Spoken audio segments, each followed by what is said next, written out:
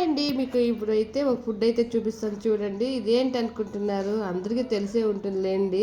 దీన్నైతే గుంత పొంగనాలు అంటారు. ఆంధ్రాలో అయితే జాస్తి గుంత పొంగనాలే అంటారు.